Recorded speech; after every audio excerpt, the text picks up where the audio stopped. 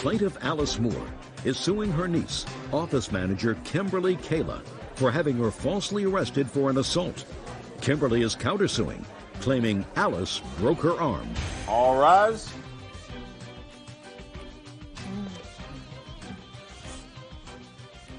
Yeah, this is case number 22 on the calendar in the matter of Moore versus Kayla. Thank you, Bert. You're welcome, Judge. Parties have been sworn in, Your Honor. You may be seated. Folks, have a seat, please. Ooh, family that certainly does not get along well. Miss Moore, the defendant is your niece. Yes, ma'am. And it is your claim that she had you falsely arrested for assaulting her last year during the time that your mother was ill and dying. Yes, ma'am. You went through a trial recently and were acquitted. Yes, found ma'am. not guilty. And you're suing her for the false arrest and for the year that you spent facing these charges. The defendant says that the charges were true and that she is counterclaiming for her injuries. Her injuries, I believe, were broken arm. Yes, ma'am. When was your mother ill last year? My mother became ill early in January, but she really got bad in March of, it was 2003. And when did this incident occur with your niece? March the 10th, after I flew to Texas to be beside my mother who was dying at her home. So you tell me your version of what happened, what led up to this incident. Saturday afternoon, my sister, Brenda, had instructed me to give medication to my mother every 4 hours without stopping. And it put my mother in a very... What kind of medicine was it? One was a morphine and the other one was for anxiety. Your mother had cancer? Yes, ma'am. What kind of cancer did she have? Cancer of the liver. So the morphine was prescribed to keep her calm. Yes, ma'am, but on the prescription of the bottle, it says every 4 hours as needed. And my question was, that night she was totally out of it, and my brother he was there that night, and he had to pick my mother up out of the bed because she could not move at all. And we did not give her the medication every 4 hours like my sister had instructed.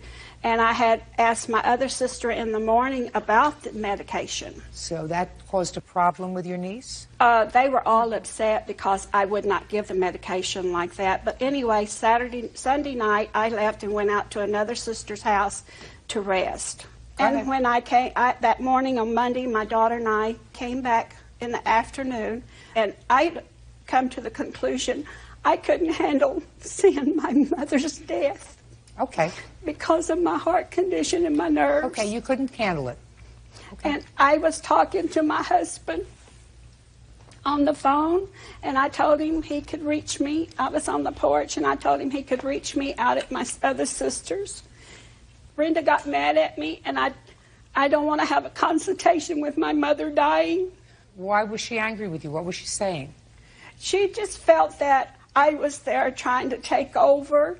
And she was already had said that she was going to come out there and whip on me on Monday, and I didn't pay any attention to that in a phone call that we had. Was that over the medication? Yes. Is that so far, is that right? No, ma'am. Okay, step up. Brenda, what were you angry about? I wasn't angry with her. I was actually relieved that she was there to help us because we had had 3 months prior of taking care of my mother. Everybody was stressed out. It was a bad time. My sister had called me and she told me that the hospice people had told her not to give my mother the medication except when she needed it. I told her specifically, Alice, when you're there, you do what you need to do. I told her I was calling a meeting with the hospice people on Monday. The whole family would be there. We could all understand. I learned more about death than I ever wanted to know with my mother. And I didn't want to go through this by myself. I wanted my sisters there. I wanted help. Right. So when we asked for a meeting, she said 10 o'clock. my sister couldn't be there. She was so concerned about my mother and the medication, but she couldn't be there to see what the hospice people. We were doing exactly what they said, exactly what they said. Which is medicating her every 4 hours and not letting the pain grab hold of Right. Well, and right. they told That's us, exactly how they explained it to her, Right. to us. You know, when the pain kicks in, this is how she's going to be. Don't let the Don't pain let it come. get there. You know, Right. we'd been there with her. We didn't want to let the pain come. Nobody, you know, she was going to die. We knew that. We wanted it to be peaceful. I got it. and that was my mother's wish, to die at home. Kim, tell me what happened in the kitchen on the 10th of March. Well, I was in the bedroom with my grandmother, and I heard them in the kitchen. And she's telling her, you know, you took her out of the nursing home. You shouldn't have took her out of the nursing home. She's going to die. She's going to bleed. You know, this is going to happen. This is going to happen. And they were telling her, then leave. You know, that's fine. If you can't take it, Put your hand down, Ms. leave. Moore. You know. And when I looked outside, she was slapping at my mother. And another one of my aunts stepped in. Well, she grabbed her and she threw her down to the floor. Threw her Alice down. threw my other aunt down. What's to her the name? floor. Her name was Billy. Go ahead. And then of course, I had walked in there in the middle of this, and my brother walked in, and she started screaming at my brother. And she was screaming obscenities that you would not believe. And she was, you know, then she started out the door, and my brother went out after her. Well, I went out after him. Then she coming out there, and she's telling me, you know, we need to just call an ambulance for Billy. You know, we need to just go. So I'm going back in the house, and I get the phone to call the police. And as I walk back outside, because I'm hearing screaming now back at the porch. And I'm like, well, I thought she was going to leave. She wasn't leaving. And it's because her daughter over there was telling her, you don't have to leave. They can't make you leave. This is your mama's house. You don't have to leave. You know, her daughter was put in the quarter. And she knows if you push her, she's going to lose it. You know, she has a history of violence and just psychotic behavior. And I look at her and I told her, just go. Just get that out of here. You know, that's why I told her, just get that. And I'm pointing at her. And as I'm pointing at her, she grabs this arm. And she pulls me down. Her daughter steps between us, and she popped my arm down over her daughter's shoulder. It broke this bone up here into pieces. They had to go in and put a rod, you know, have a permanent rod in the middle of my bone. Judge Judy continues in a moment. I was leaving and they attacked me. They didn't take my statement. The police didn't let me give a statement. My lawyer will testify to that. Why don't you call her? Real cases, real people. Judge Judy. Alice Moore says her niece, Kimberly Kayla, had her falsely arrested for an assault. Kimberly says during an argument, Alice broke her arm. What happened to Billy? Billy was taken to the hospital also, and she had some sciatic nerve damage in her back. She was taken to the hospital that day? Yes. Okay. But Billy and I were both taken to the same hospital in the same ambulance. What hospital? To Spine Memorial Hospital. Do you have a police report for me, please? Yes. It's right there.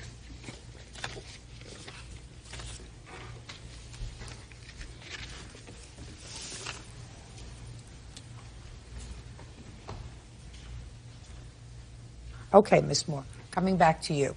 Now we're going to come to the point in this story where you're going to tell me your version of how her arm got broken. Well, first of all, there was a consultation in the house, and Brenda held me and Kim, and I have a sworn testimony from the court where my attorney said, and you slapped her, and she said yes. At that time, she hit me. Just a second. Who slapped you? Kim hit me in the face with the telephone while my sister held me in the kitchen and would not let me leave. Let me see the testimony.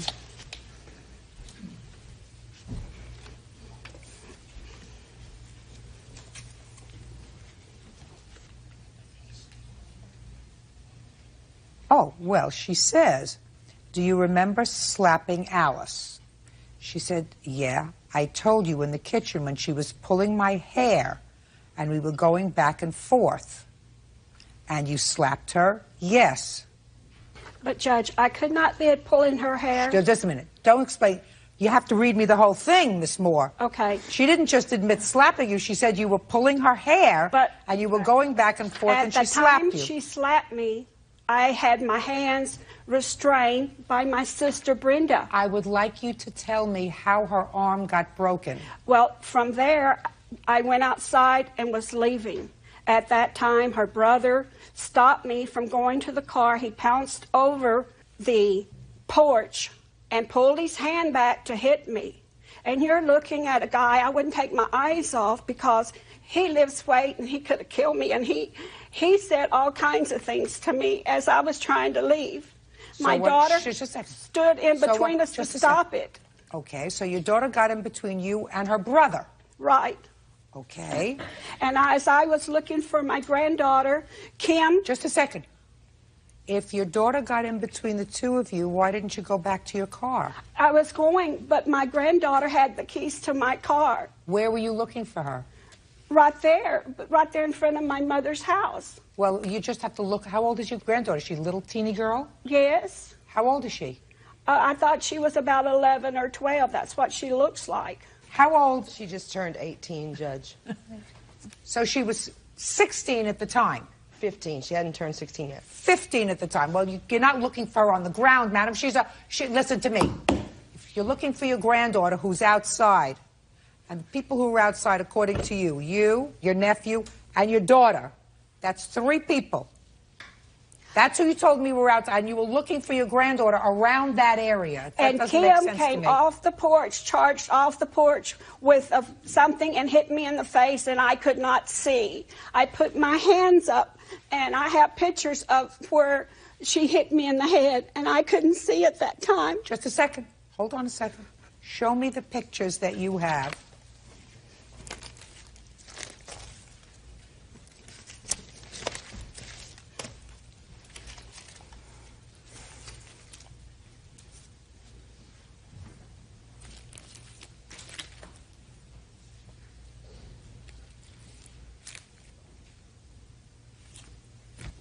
I don't see anything wrong with your head now. I had a goose egg right here. Not according to the police report.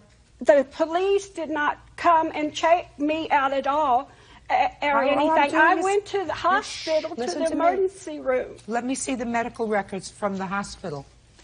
According to the police report, when they spoke to you, there was nothing wrong with you, except you were complaining of chest pains. That's according to 2 police officers. Listen to me. That's what the police said you complained of. Not a goose egg on your head, not being hit on your head. They took you to the hospital for observation because, listen to me, because of the chest pains. What I want you to do is give me the hospital record. I don't have that part. Well, I could not get that part in time for court today. Well, that's unfortunate because you've had over a year to get that hospital record. Who are you? I'm her husband, Your Honor. Were you there? I talked to her at 7 o'clock. He was on the phone when I went in to tell her I was leaving. She was leaving. Were you there? No, I wasn't. My daughter, Frankie, was there. Oh, I believe Frankie was there. You can step up, Frankie. I believe you were there. Yes, ma'am. How did your cousin's arm get broken? By her brother yanking her arms. When she had my mother's head, she grabbed my mother by her left with Kim's left hand, by her hair, yanked her head over where she's completely bent over. My mother's face is touching the cement. Kim's brother runs from behind Kim and grabs Kim with his arms like this, and he's pulling her, and she's hitting my mother upside the head with a cordless phone in her right hand, and I grab at the phone, and Scott is pulling Kim at both of her arms backwards. No one touched her arms except for her own brother. Okay. Fine. You can sit down.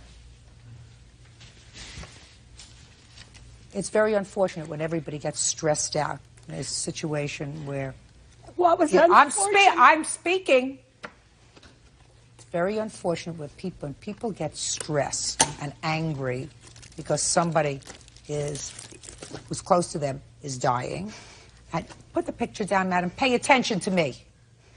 The first mistake that you made was not listening. Your mother was dying of liver cancer. The instructions that you were given to give her morphine every 4 hours were the appropriate instructions.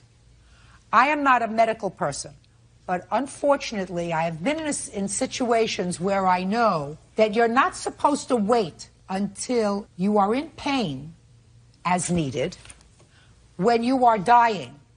You're supposed to keep medicated so that the pain of liver cancer doesn't take hold.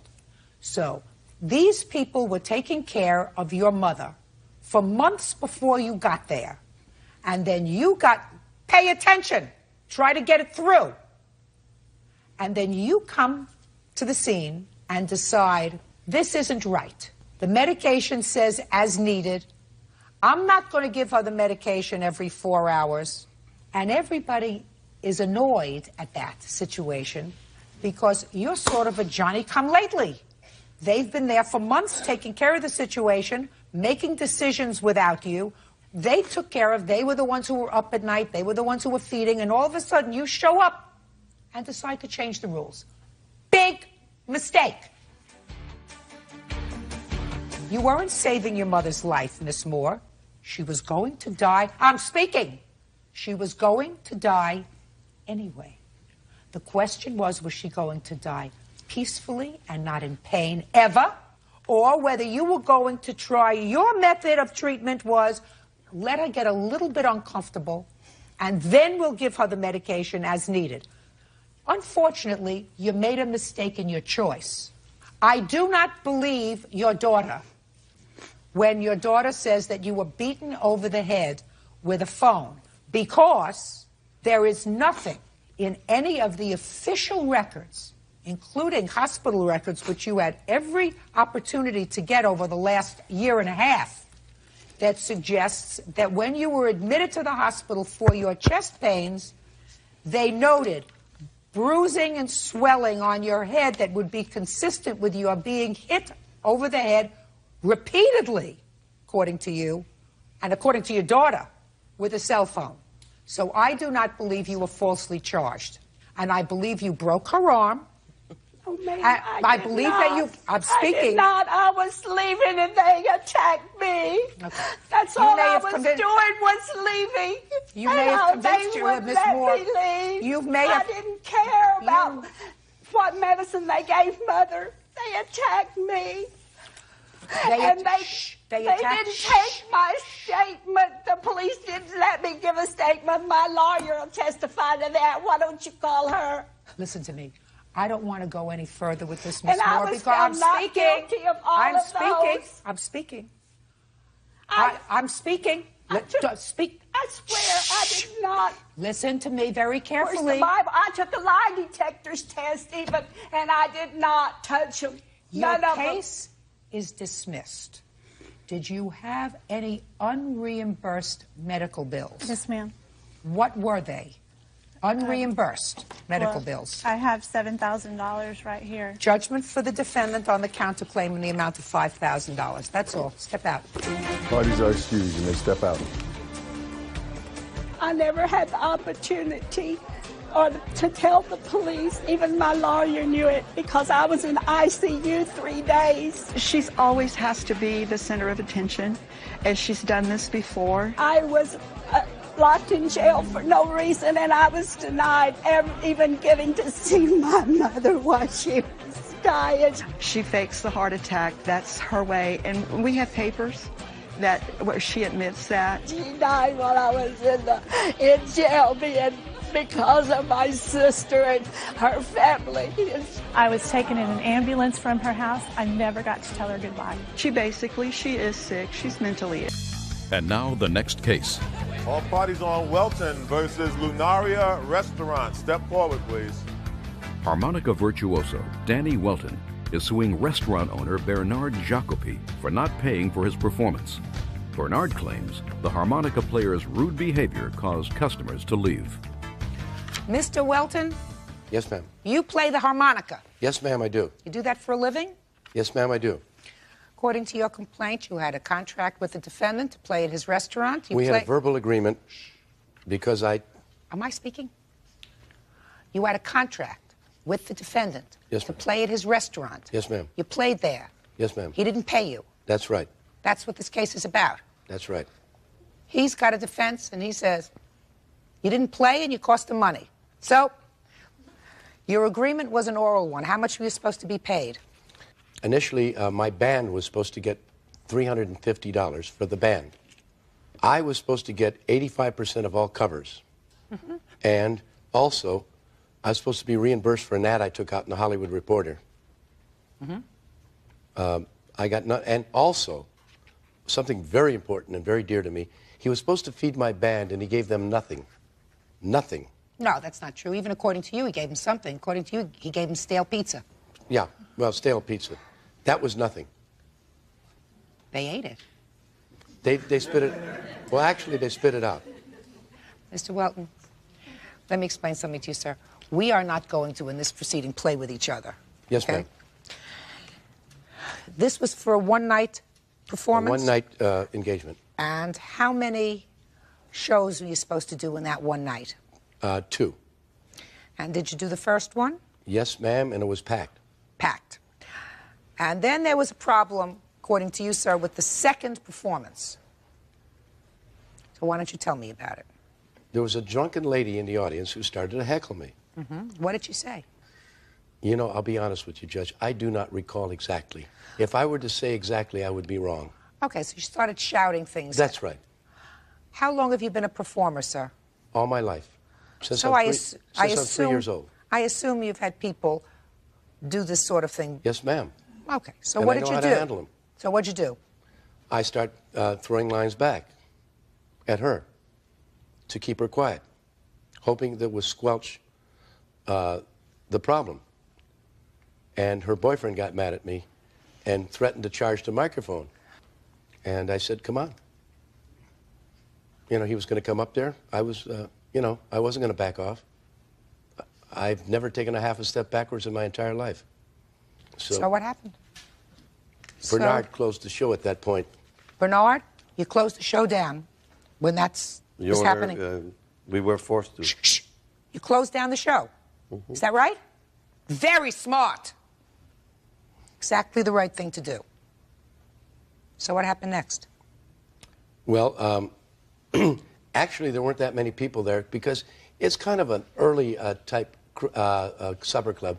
You get your big crowd the first show, and sometimes I noticed that there's never even a second show. The first 2 times I played there, there wasn't even a second show. Oh, you played there before? Twice before. Did he pay you? Yes, the first time everything went well. The second time, he broke his agreement with me. He did not pay me the cover charges. But you went back for a third time. Well, I gave him another chance. You know, I'm kind of a sucker that way. A sucker who never backs down. That's right. Mm-hmm. Kind of an all-day, not-back-down sucker. Mm-hmm. Judge Judy continues in a moment. Mr. Welton marched around the bar screaming profanity that he was not going on until he was introduced because he's a very big star and he doesn't do things this way. Real cases, real people. Judge Judy. Harmonica virtuoso Danny Welton is suing restaurant owner Bernard Jacopi for not paying for his performance. You didn't pay him, correct? Correct. You didn't pay him anything. Not even a biscuit. No, he gave you stale pizza, Mr. Welton.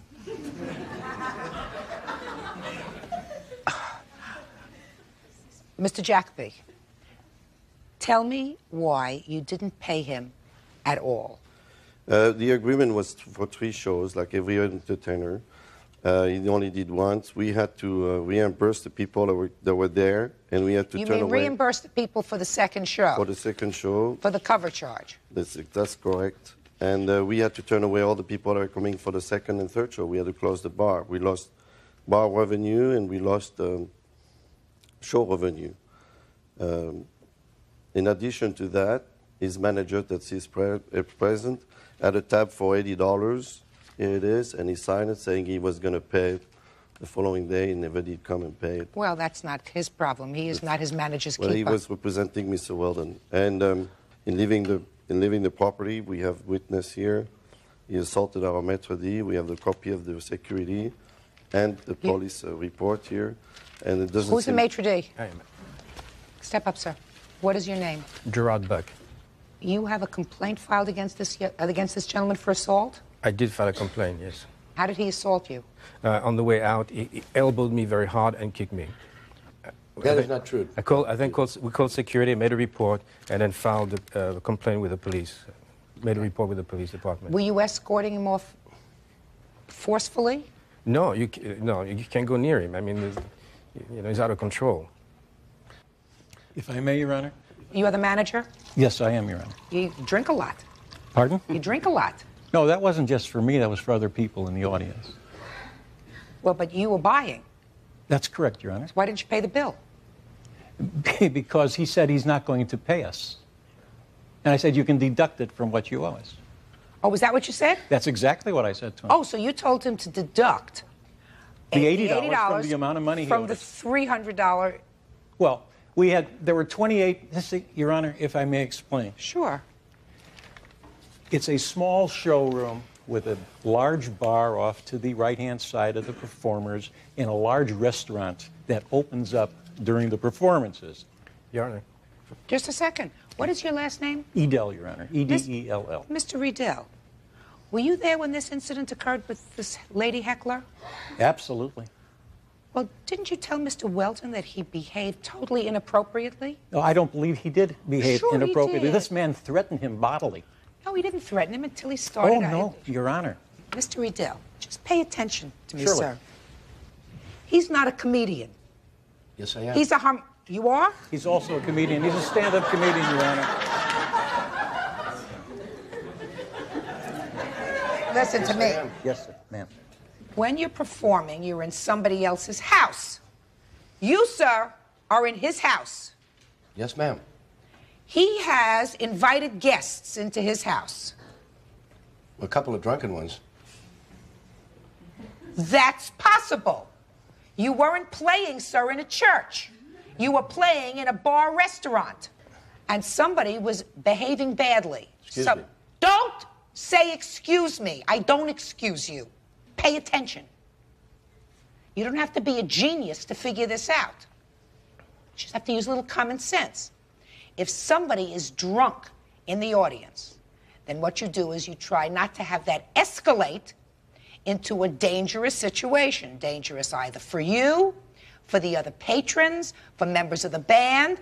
And if a situation appears to be escalating, then you use good judgment, not that male macho testosterone that I've heard about so much lately.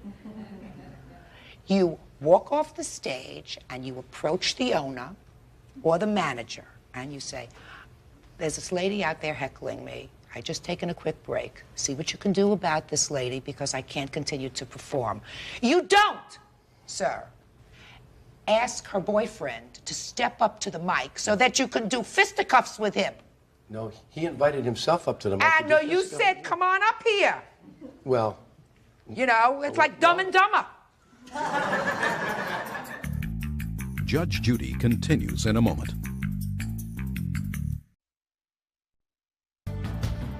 You're supposed to be in charge. You're Sober supposed as a to judge. exercise good judgment. And good judgment is not closing down the show because you invite somebody to come up to the stage, somebody who is probably drunk because he's with a drunken lady, according to you. Well, he charged the stage, so I said, come on, you know. You know, Mr. Welton, you keep changing your story. I want to tell you something. You told me your story. You said, I don't back away from anything. He says, I'm going to come up there, and you said, come on. Dum-dum. Your case is dismissed. That's all. Parties are excused. You may step out. Judge Judy continues in a moment. And on the next Judge Judy, Denault versus Denault. Step forward, please. 57-year-old machinist Fred Denault says his son, 40-year-old Rick Denault, owes him for caring for Rick's son, his grandson, 15-year-old Richard. Order. All rise. Quiet in the courtroom, please. All rise. Sir. Today. Judge, this is number 417 on the calendar in the matter of Denault versus Denault. Parties have been sworn in, Judge. You may be seated. Have seats, please. All right. Looks like the cast is as follows. You, sir, are the plaintiff. Yes, ma'am. This is your son. Yes. Grandson? Yes. How old are you? 15. Is this the grandson in question? Yes, ma'am. You are suing your son for support, retroactive support, for a time when your grandson came to live with you. Yes, Your Honor. Why don't you tell me why he came to live with you? Well, my son and his wife, ex-wife, called my wife and I and told us that they couldn't control Richard anymore and that he was becoming a street person and he was on drugs and not going to school. And they decided to get rid of him. They were going to throw him into court, I guess the ward of California till he was 18. They put him in a mental institution in Bellflower, California, and that's where we picked him up at. And my son and daughter-in-law, or ex-daughter-in-law, promised us that they were going to help us to support Richard. And we knew he had a history of drugs. And when did you have this conversation about support? this was about 1st of June or so, because we picked up Richard on the 12th. Of June? Right. Well, tell me what the conversation was about support. Well, that they would both give us $100 a month to help us take care of Richard. I told my son that I couldn't afford to solely pay it, so that I needed his help to help me with Richard. And he agreed, and so did Brenda, or Michelle, as she's well known now. And we went before a notary, and we signed papers to that effect. I cannot find my copies. All my files are missing, and I don't know why. You mean copies of papers that say he would pay you $100 a month? Yes. And you're telling me that that was in writing? Yes. Is that true, sir? No, it wasn't. So what happened with Richard when he came to your home? Well, we tried to get him into school because he'd been out of school for over, I guess, 6 months to 7 months. He was flunked in the 7th grade. So I called the governor of Utah and asked them if they could help me to get Richard into some kind of a tutoring program. And I guess through him calling the school in our area and everything, I finally got him a tutor to help him through the summer to get ready for the 8th grade. How long did he live with you? Altogether, 11 months. I had him up until December 25th. What happened in December? Yeah, we met his father and his father's new wife in Caesar's Palace, I believe it was. And we let Richard reacquaint with his father, and we tried to talk to his father into taking him home with him for a week or two. And he did. And then about a week after he had him, or 3 days or 4 days, something like that, he called me back and said, I'm deciding to keep Richard. And how long did he keep him for? Well, he called me back in either January or February and told me he couldn't keep Richard in the house. He kept running away. He was starting to ditch school again, if he was in school. I don't think his father put him in school for at least a month or so. And then about a month after that, he called me again and said Richard was a runaway again. He took off in his underwear or his pajamas, I don't know which. And his father was looking for him, but it took him a week to find him. And then he came back to live with you? No, then he went to court, and he was being charged for 2 burglaries and a few other things. My son didn't want him anymore, so he had petitioned the court to make Richard a ward of the court until he was 18. They called me and asked me if I could take Richard back to Utah to save him from being a ward of the state of California. And you did? I did. And how long did you keep him at that point? I had him until October, I believe. My son snuck up and stole him from us. What do you mean he snuck up and stole him? He came up while my wife and I were at where she works. And then I get a call from my daughter saying that Rick had just come up there with a sheriff and took Richard with him. And then after that happened, we found a lot of papers missing, our files, a few other things. So I don't know if they prepared this prior to him coming up or what. Okay, sir. When Richard went to the hospital, his mother put him in there because Richard was living with his mother at the time. Brenda, Michelle, she came and told me that she put him in the hospital. And I said, well, ask Richard if he wants to come live with me. He said no. So Michelle said, well, how about if he can go with his grandfather? Well, Fred said, yeah, I'll take him. So Richard says, well, I'll go with him. So he went with him. because Michelle was going to put him into a placement home. When did you change your name from Brenda to Michelle? About, what, 5 years ago? See, when I was married to her, she was Brenda. So I'm used to Brenda, you know, calling her Brenda. So my Fred took him to Utah with him. And he asked me, well, Rick, are you going to help me? And I says, well, if I have some money, I will send you some money. He says, okay. So he went up to Utah, and I was getting calls from Fred that he was in trouble, sniffing gas and all this stuff. We met in Las Vegas in December, and Fred said, take Richard with you. I want him to get to know you again and all that. I said, okay. So Richard was with me, and he was getting in some trouble with the law and stuff like that. So we went to court, and the court was going to put him into a placement. So Richard says, well, I'll go back to Grandpa's in Utah. So I called him up, and I asked him, I said, Fred, Richard would like to come back to Utah. And he says, okay, I'll take him back. He came down and picked him up, took him up there. And he was having problems with Richard. Richard was sneaking cigarettes, and he asked for the cigarettes back, and Richard said no, so he punched him out, gave him a black eye. And so I called up there, and I asked, how's everything with Richard? And he says, well, I just punched him out because he wouldn't give me the cigarettes. Then he mouthed off, and I hit him again. I said, you know, that's not right. Why are you doing that? Well, I'm tired of it. Excuse my French. I'm tired of it. And I said, well, try to understand him, you know. Then I called up again. Then he's over medicating him with Zoloft, 150 milligrams a day. And I said, why are you doing that? He says, well, I'm trying to keep him calmed down. And I talked to my girlfriend, my wife, and I said, well, you know what? Let's go up to Utah and pick him up. He's getting abused. Judge Judy will continue in a moment. Stupid isn't written here, sir. They do not send you to NA meetings because you're on Zoloft. Don't say dumb things, especially to me. Real cases, real people. Judge Judy. 57-year-old machinist Fred Denault says his son, 40-year-old Rick Denault, owes him for caring for Rick's son, his grandson, 15-year-old Richard. Well, just a second. Let's step back a minute.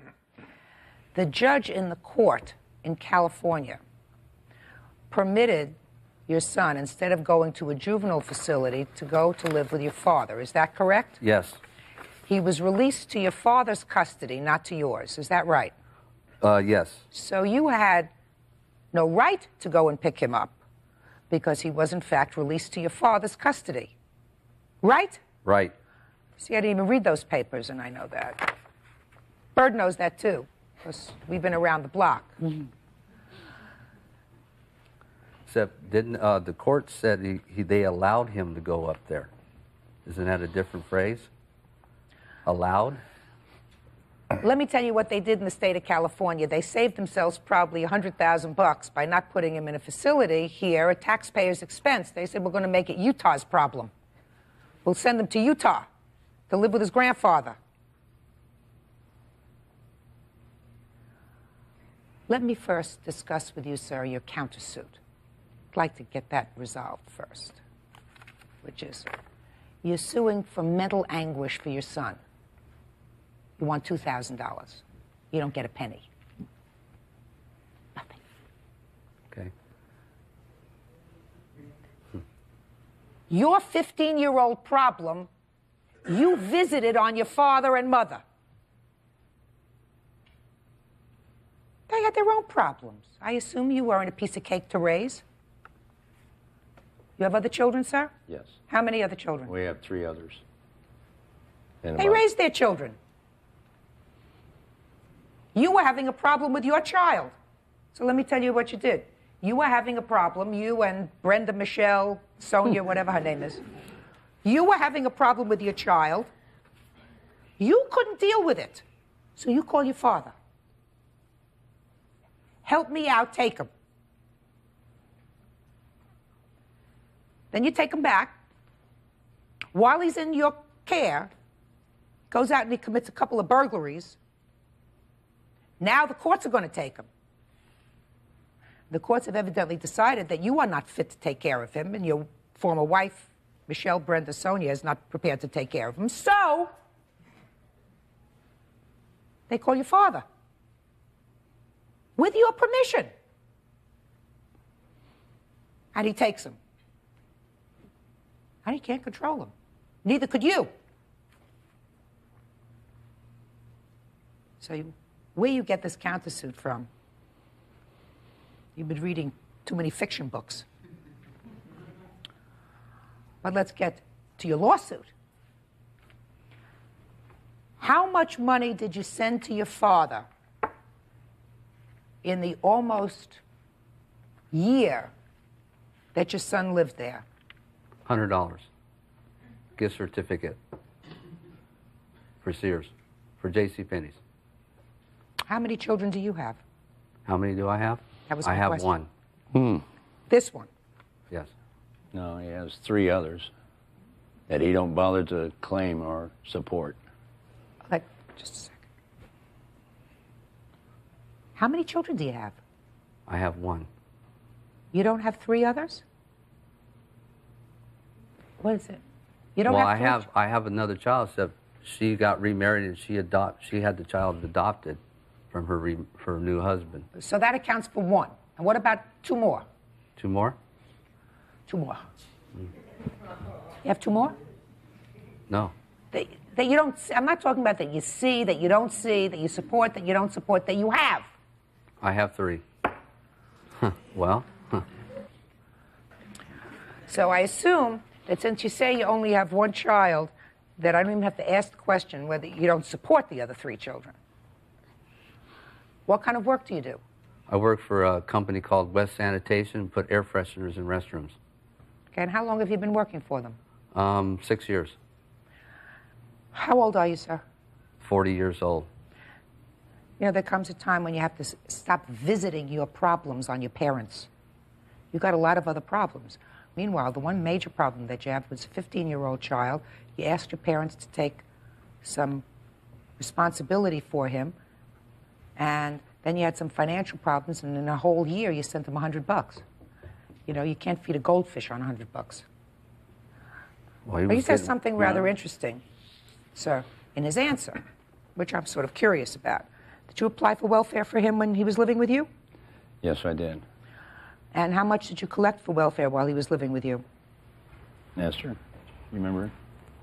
2, excuse me. I think it was 2 payments of $250. That was towards the end of '96.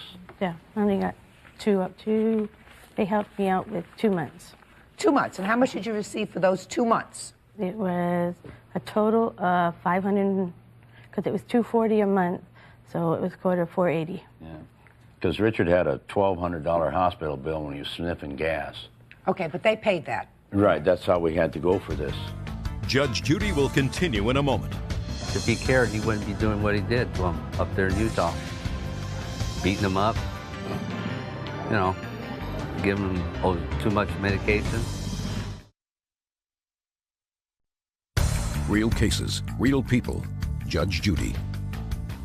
Fred Denault wants his son, Rick, to pay him back for caring for his son, Richard. I have a sense that you haven't seen the last of this responsibility. But right now, it's your son's responsibility. You have a lawsuit before me, and I try to keep things simple, you know. The old KISS principle, keep it simple. Your agreement was for $1,100. You got $480. I am not giving you credit, sir, for the $100 gift certificate that you sent to your son for clothes. It's ridiculous. So I'm awarding you $620. What do you want to say? He was not with him for 11 months. He was just with him for 9 months. 6 months in 1996 from June to December. Then I brought him back. Then he went back on 5/27 of 97. Then I brought him back 3 months after that. Is that about right, sir? Was it 5/27? I'm sorry, I'll stand corrected. It was 5/27. Okay. So then we have to reduce this award by $200, making the award $420. Can I say? Is your son currently under medical care, sir? No, he isn't. Why not? He is. He doesn't need it. He has improved. Is he in school? He was going to a non-public school. Yesterday we had an IUP meeting. He is now going to a public school now. I have letters stating... So he's doing okay? Oh, he's doing 100% better. 100% better. Well, that's very good. He's an A and B student. Good. I have his report card. You doing better? Yes. And he's going to NA to get off because when he was with my father, he was on that Zoloft for so long. So the courts wanted him to go to NA to get off of it, you know, from the withdrawals and stuff off the Zoloft. What? Stupid isn't written here, sir. They do not send you to NA meetings because you're on Zoloft. That's what the... No. They send you to NA meetings, sir, if you're on illegal drugs, not if you're on drug prescription medication that you're taking. They don't send you to NA meetings. Well, what do you, I mean, I'm not well, stupid. I know that, so I'm just saying that when I brought him back from Utah, we went to court, and this is what the judge put him... The judge may have put him there, but not because he was taking Zoloft. Maybe because he was taking a little crack, maybe because he was taking a little cocaine, maybe because he was smoking a little dust. For all those other things, maybe he went to NA meetings. Does that sound right to you? Maybe he was doing that in Utah. Does that sound right to you? I don't know about No, I don't know. Maybe it was with him because I brought him. Hey. When you sent him to your father the first time, you sent him there because he was doing drugs, right? Right. Mother and I. Yep. Mother. Mother. What kind of drugs was he doing? I don't know. He was living with his mother. Well, you should know you're his father. Because they went... You should know you're his father. And he lived across the street from his son. How could I figure that? Sir, you should know. And they don't send someone to NA meetings because they're taking prescription drugs. Don't say dumb things, especially to me. But I'm pleased to see that you're doing better. Right? Judge Judy is ready to rule.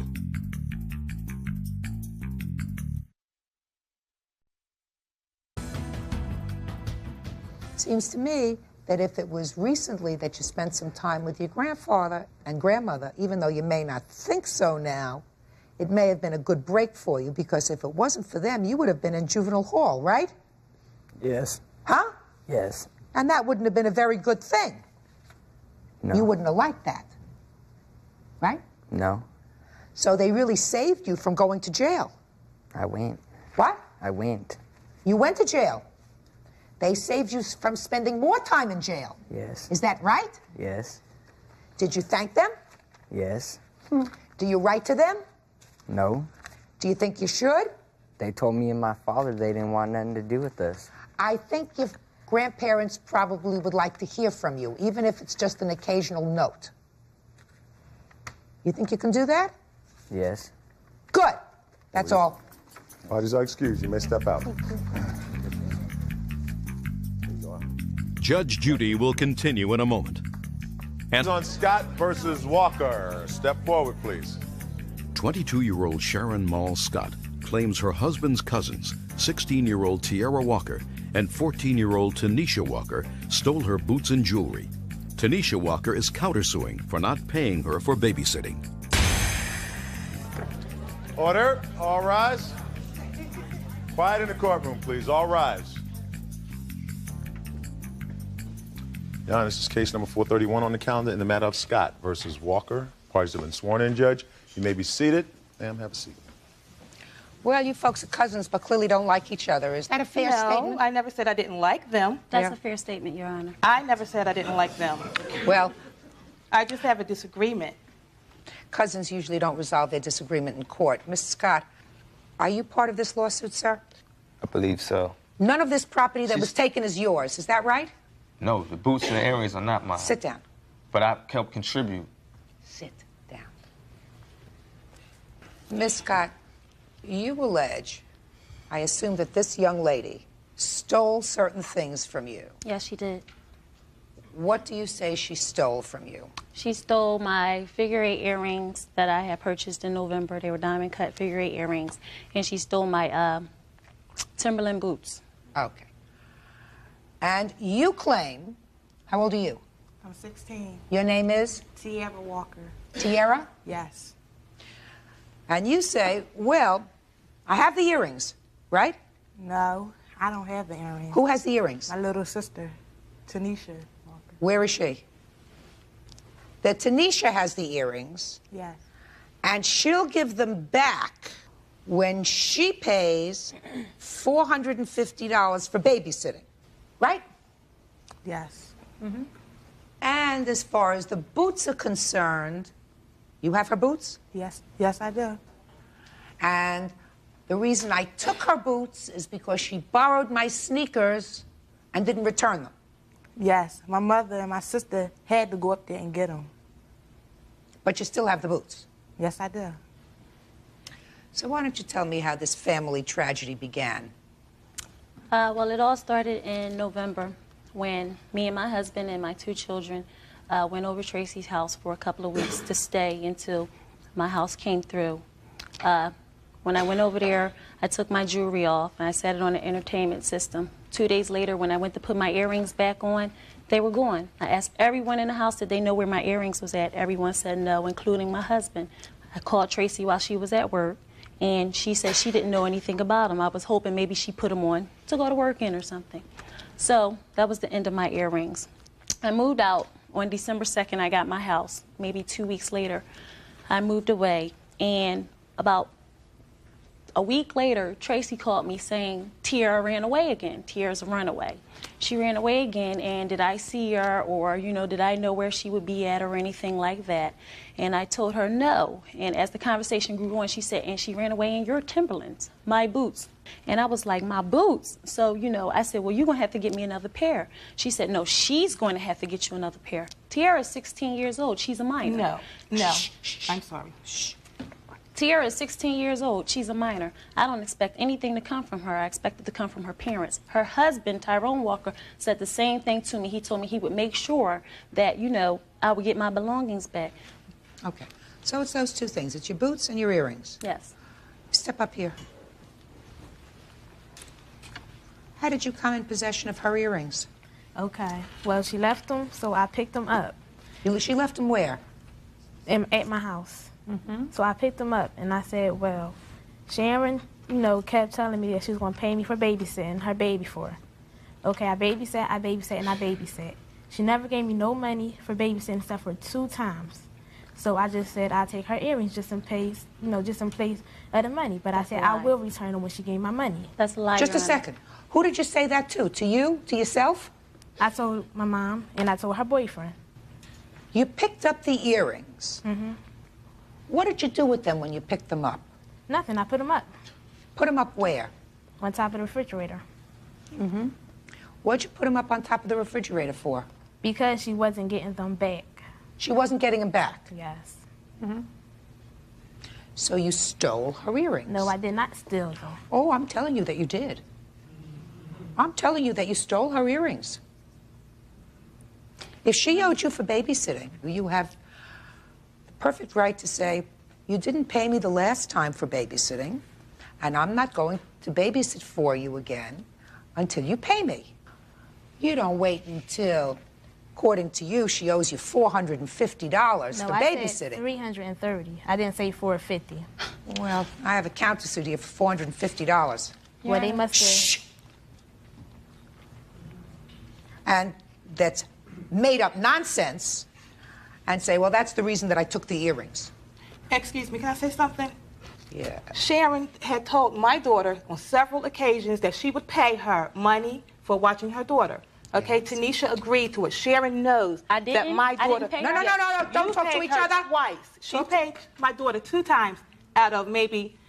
It was several times my daughter had Just a watched second. her daughter. Listen to me. How many is several? She had written it down. Okay, a total that she has gotten down so far was 9. Okay. 2 different occasions Sharon paid her for watching her. The rest she did not. Only because my daughter being Tanisha, you know, nice and whatnot, she watched her child. She watched her child. Is your last name Walker? Yes, my last name is Walker. And this is your daughter? Yes. And she Are you telling me, madam, that you are condoning, as a parent who's trying to set an example for their children, your daughter taking property that didn't belong to her hiding it in your house by putting it on top of the refrigerator. No, I did not. Fine. Good. Judge Judy continues in a moment. I don't want to hear from you. You're a liar. Prove it. You are a liar. Well, Yeah, no, liar. You're a liar. I didn't. And your mother is encouraging you. And later today, You mean the child was removed from your custody? The child was removed She was from not removed. She abandoned him. She asked her brother to watch our son, and she left him. real cases, real people. Judge Judy. Sharon Mall Scott is suing Tiara and Tanisha Walker for stealing her boots and jewelry. Let us say that I believe everything that you said so far, that your daughter babysat for her 9 times and was paid twice. Right? Correct. Is that what you're saying? Yes. All right. And how much were you paid on the 2 times that you babysat? Well, she only paid me $20. $20 one time. That was for one day. Yes. She paid me $10 the other time. At the time that she paid you the $20, how long did you babysit for her? Well, Marvin brought the baby over about 10, and she came pick him up like around 7. 10 in the morning, and she came and picked baby up at 7 in the evening. Mm-hmm. And you babysat for $20 for that period of time. Yes. Now, the next time you said she gave you $10. Mm-hmm. So how many hours did you babysit at that time? Well, that time, I said she paid me about $10 for 3 hours because I told her I would watch the baby while she go out and dance. So let's say it's about $3 an hour. Now, the other 7 times that you say you babysat for her, tell me about them. Okay, I babysit the baby 3 times. That was for a 1 week period. What do you mean a 1 week period? Okay, I babysit her for 1 week. 1 week. What's a week? You mean for Sunday 7 to days you baby? Saturday? 7 days. 7 days? Yes. I babysat her baby. From what time to what time? They brought the baby over on Friday. Came back the next Sunday. You mean for a whole week they left the baby with who? Yes, they did. Me. With who? Me. Tell me about that. That's a lie, Your Honor. No, it's My not. daughter right now was only 7 months. She hasn't babysat my daughter since, I say about 3-4 months now. Did you ever leave the No, baby? I did not. You didn't let me finish the question. How could you answer the question if you didn't let me Well, finish? I'm just saying, I did not. I never left my baby with the minor for a week. Well, that's what I'm asking you. Never. Did you ever leave the baby with her for a week? No, never. Did you ever leave the baby for a couple of days?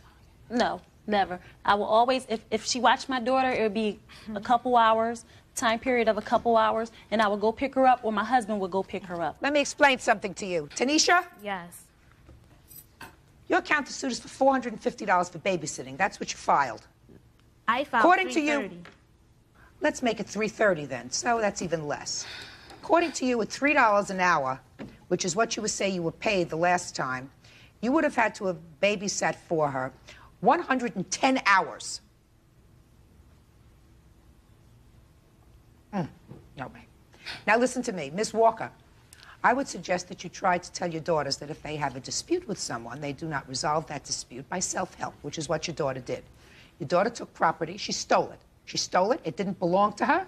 She had no right to take it. Absolutely no right to take it. If she had a dispute with regard to babysitting, she always has a legal recourse. I understand what you're saying. Good. And that's what I told my daughter. But she felt strongly about what she did and the reason for her doing that. Did you explain to her strongly as her mother that that still wasn't appropriate? And it wasn't appropriate of her not to pay my daughter either. Just a second.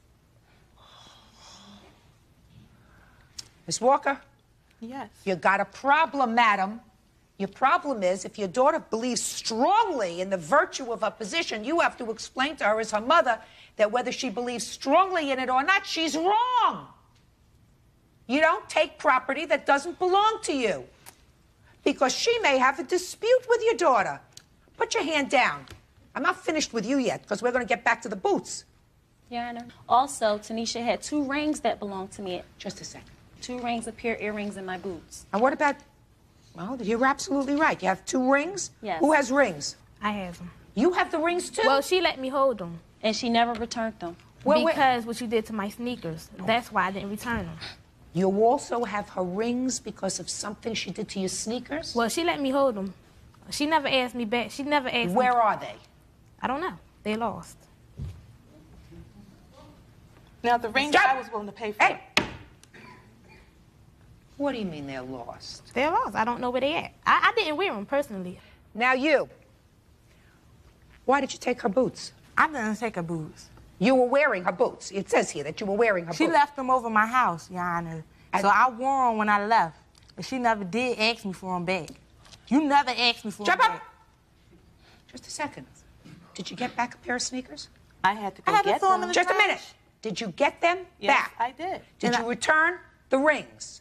The yes rings or no? Tanisha lost. I was going just to a give second. her. I want No, you to I answer didn't. my question. Did you return the rings? No, I didn't. Did you return the boots? No. Did you return the earrings? No. Good. How much did you pay for the earrings, the rings, and the boots? The earrings was $350. My 2 rings was $100 altogether, and my boots was $129. Okay. You have receipts? Yes, I do. I don't want to hear from you. You're a liar. You are a liar. Among other things, you're lying the when you said receipt to for my me jewelry. that you lost the rings. Well, I Yeah, didn't no, lose the rings. liar. You're a liar. I didn't. And your mother is encouraging you.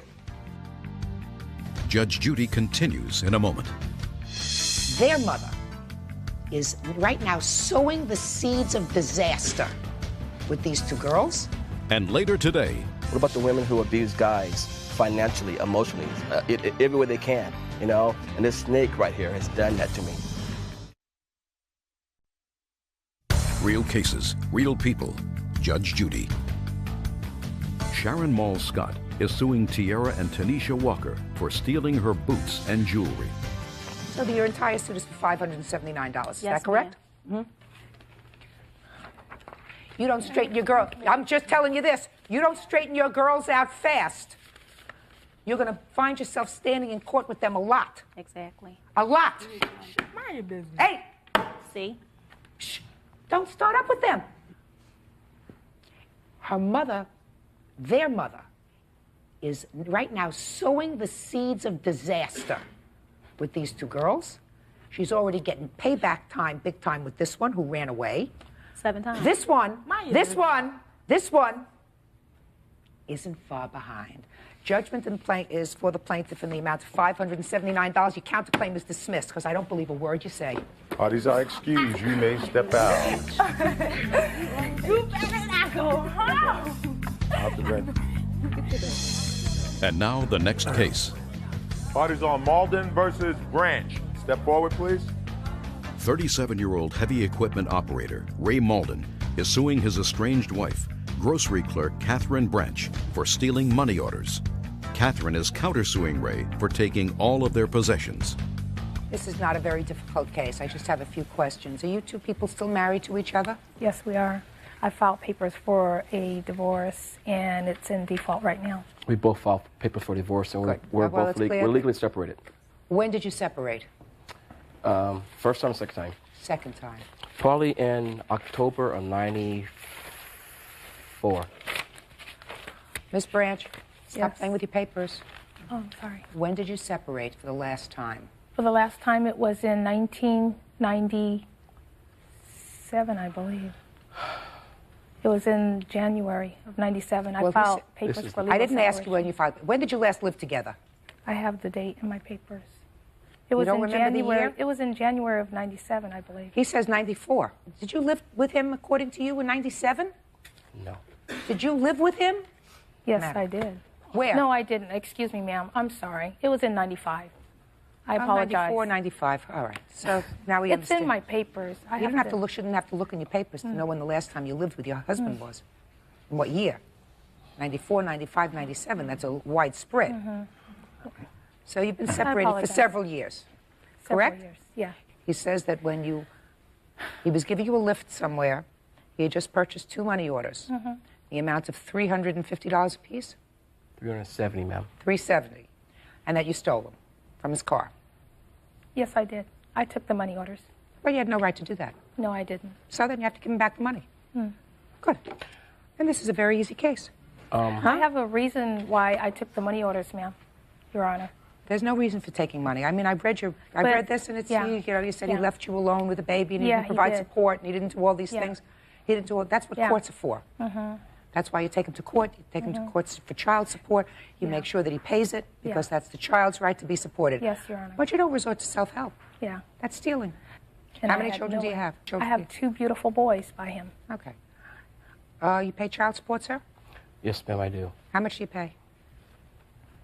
You should know that as quickly as you know the date that you separated. $196.85 a week. That's for one child. I just was ordered my first child back into the home. The guardianship that was over my child has been terminated. It was terminated yesterday. What do you mean the guardianship? There was, because our marriage was so bad, ma'am, there was a guardianship placed over my first child. You mean the child was removed from your custody? The child was removed. He was not removed. She abandoned him. Just a second. She abandoned him. Whatever it was, the child was removed from your custody. Yeah. And the child by the state? Yeah. No. By the courts. Not by the courts. She abandoned him. She asked her brother to watch our son, and she left him. And I could not get custody of him because of some technology, whoever it was, some things I couldn't do.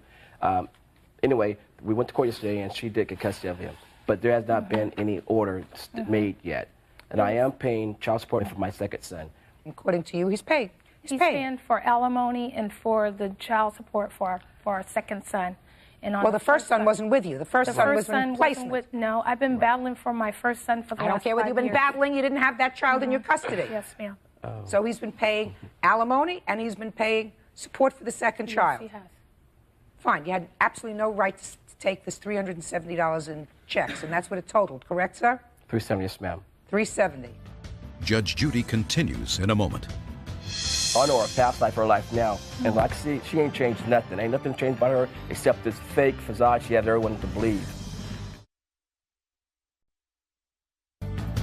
Now, you're countersuing for $2,500 for some items that were purchased during the marriage that he now has. What is that nonsense? That's all the items like the washers and dryers, the That'll be handled. couch. Listen to me. That'll all be handled in your judgment of divorce. That's what I thought. That's what and that's what I thought, that the $370 would be handled in that area. No, also. that you stole. Judgment in this case is for the plaintiff in the amount of $370. That's all. Parties are excused. You may step out. Judge Judy continues in a moment. And on versus Burgoon. Step forward, please. 19-year-old Valerie Ricker is suing former roommate, 20-year-old Amber Burgoon, for damages to their home and property. Amber is countersuing Valerie for assault. Order. All rise. Your Honor, this is case number 435 on the calendar in the matter of Ricker versus Burgoon. Parties have been sworn in, Judge. You may be seated. Have a seat. Well, even with a road map, and after a long nap, I couldn't figure out what you two people are suing each other for. All I know is that the two of you decided to live together for a period of time. Each of you has a child. Is that right? Correct. How old are you? I'm 19. And how old's your child? 3. Terrific. And how old are you? I'm 20. And how old's your child? 4. Oh, what an America. Anyway, you decided to live together. It didn't work out, and each of you wants $5,000 from the other. That's the only thing that I could figure out. You're suing for $5,000, you're countersuing for $5,000. You have 5 minutes, I'm watching my clock, to explain to me why you're suing her for $5,000.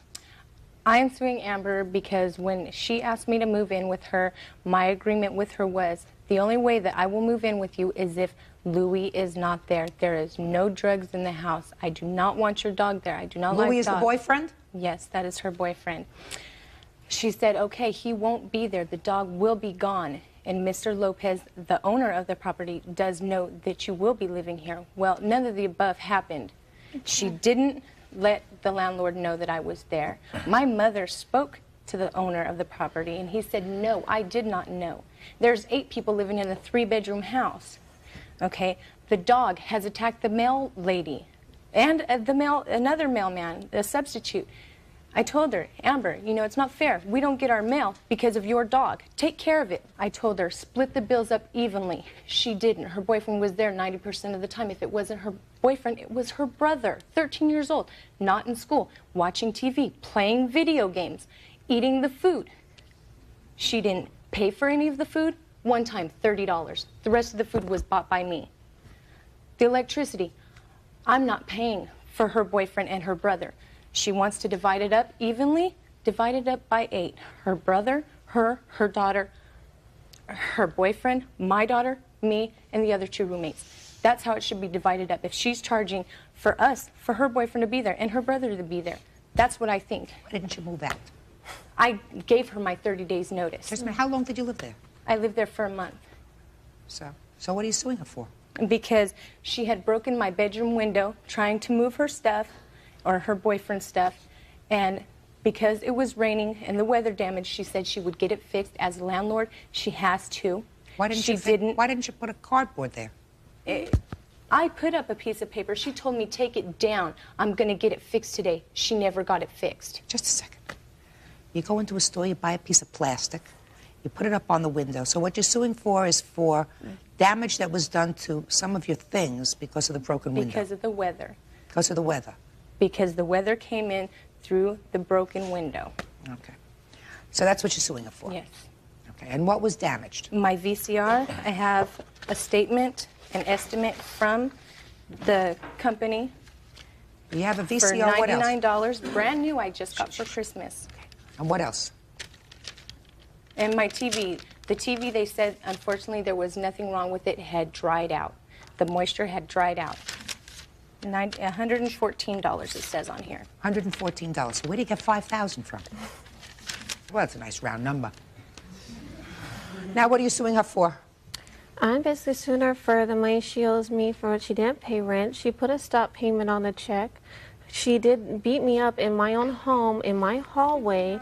She and her mother have assaulted my boyfriend. My boyfriend was not there. You know, that was not the great. Tell me, my dog what are you was there. suing her for?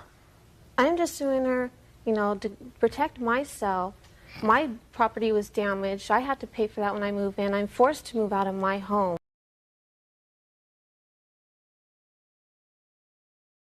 That's a what I want. Restraining order against her. Tell me about the assault, madam. The assault, she assaulted my boyfriend. I don't care about your boyfriend. Okay. She assaulted me when a friend of hers came over. I did not know it was a friend of hers. I opened the door, and, you know, somebody was knocking on my door. I opened it. There's a girl standing there, and she comes walking into my house. She comes out of the bedroom, and I say, you know, I turn around, I told her, I say, I hope you don't have any plans to spend the night. Because we've been going through a lot of problems in the house with Valerie, you know, and yelling and screaming at everybody. So you said, I hope she doesn't plan on staying through the night. And what right. happened? I told her, I said, I hope you don't have plans on staying the night here. And she goes, yes, she is, and started cussing at me and F you, Amber, you know. And I said, well, I just want to tell you that I'm going to pay your half of the gas bill, you know, for my boyfriend taking showers, my brother taking showers. I pay your half of the gas bill, you know, for my boyfriend taking showers, my brother taking showers.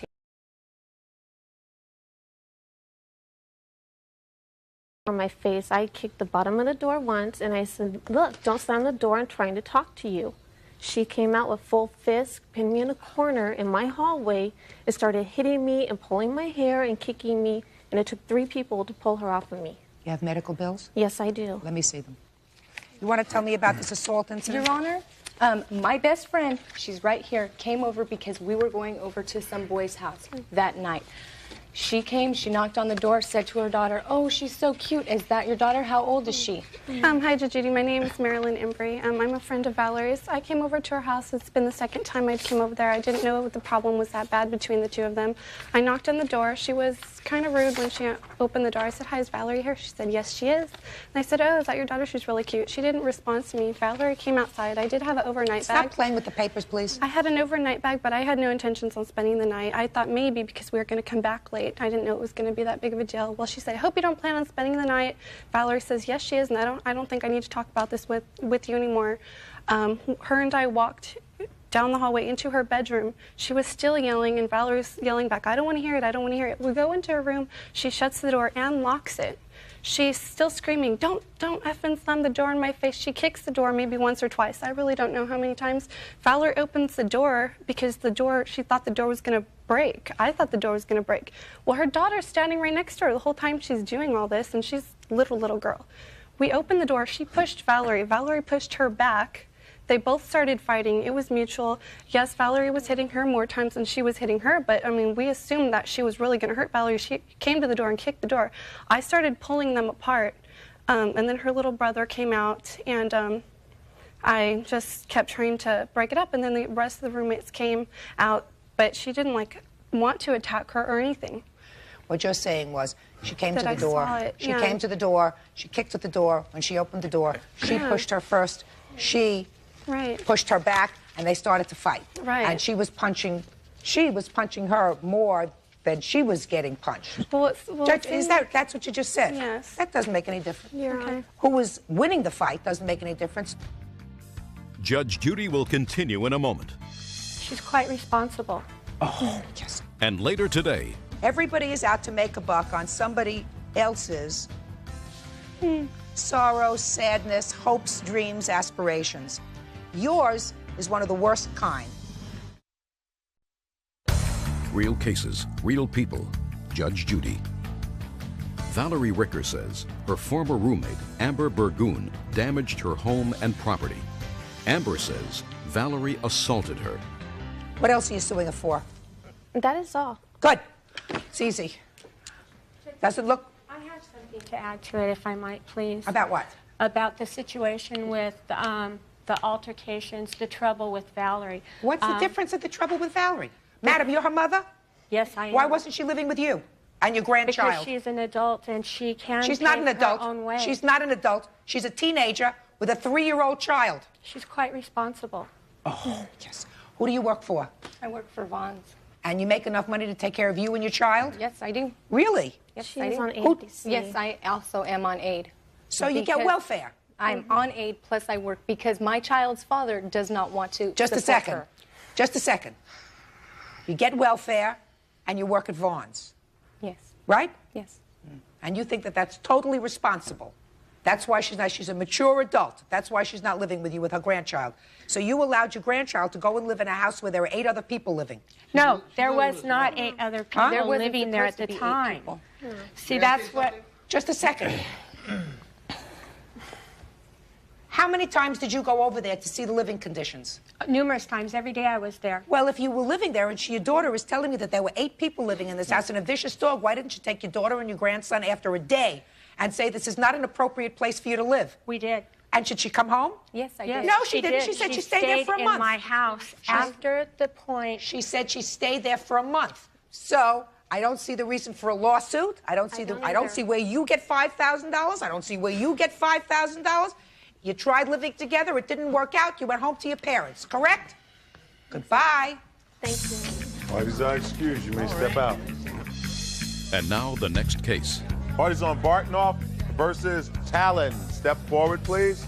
40-year-old salesperson Barbara Bartnoff claims matchmaker Linda Talon scammed her by charging for photos and falsely promising dating services. Linda says Barbara was never guaranteed a date. Ms. Bartnoff, you were interested in meeting some nice gentlemen. Correct. And how did you find the defendant's service? In a magazine, it's called The Journal, Can which circulates all over Los Angeles. Do you have the ad? Yes, I do. I'd like to take a look at it. Now, why don't you tell me what happened when you responded to this ad? Well, when I called up Ultimate Encounters, as described as it states in her magazine advertisement that the service is free for women. So I called her up and she gave me the pitch over the phone, how she has thousands of men inside her catalog, and, you know, they're all professional, they earn well over $100K, and she invited me down to her home, and she works out of her living room, which is located in Redondo Beach. And I went down there and she described me her service and how she has years of experience of psychology and sociology, and how she's must have set up, you know, 90%. Anyway. Wonderful, and it wasn't going to cost you anything because the men pay. Well, what she told me, the service for women was free. However, you have to pay a fee of only $165 to have your photographs taken at her photography studio located in Hollywood. And you don't have the option of going to your own service. You have to go to hers. You don't even have the option of bringing in your own photographs. Did you at any time ask then how she made a living? I mean, how does she make her money? What she does is that she contacts all these men that she has in her catalog, tells them about our profile and background. If they like what they hear, then they go down to her house, review our photographs. Then they instruct her, I want to meet this woman, that woman, this woman. And then she contacts the women and said, this guy wants to meet you, this guy wants to meet you, this guy wants to meet you. That sounds all very nice. How do you make your living? Do you charge the men?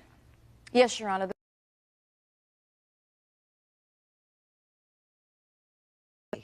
Depending on how long they join, Your Honor, they pay anywhere between $2,000 and $5,000. Depending on how long they join, Your Honor, they pay anywhere between $2,000 and $5,000, depending on the length of the membership, depending on the amount of guaranteed introductions they receive. The women pay absolutely no membership fee whatsoever. Period. So let me figure this out. So you went down and took your photographs. Correct. And paid the $165. Correct. And nothing happened. Correct. Didn't get a call. I got nothing from her. Every single month I called her and I go, hey, what's up? What's going on? Anything yet? And finally, after the 4th or 5th month, I finally got her on the phone because every time I called her, I always got her machine. And she said you weren't picked. Well, in effect, that's what she said. I mean, I'm not being unkind to you, right? Right. That's what she said to you. Well, she said a little bit more than that. Well, I'd like to hear what she said. She goes, well, I asked her, hey, Linda, what's going on? It's been 4 or 5 months. You know, you gave me the impression that you were going to set me up with all these guys, you know. And she said to me, listen, had you read your contract, the service fee was free. I work for the men who paid me a service fee of $5,000, and had you paid me $5,000, I would get off my butt tomorrow and start look for someone for you. And I would get off my butt tomorrow and start look for someone for you. And why don't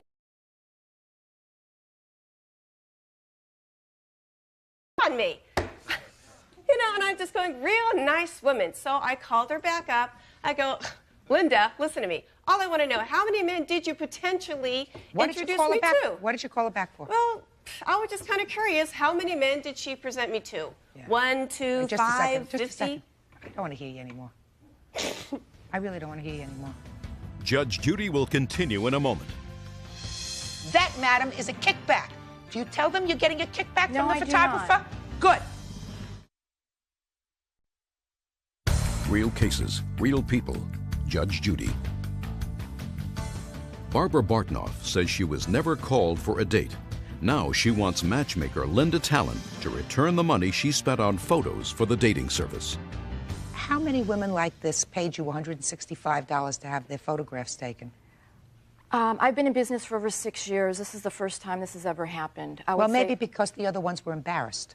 I would say probably 500. Why did you need a certain photographer to take the pictures?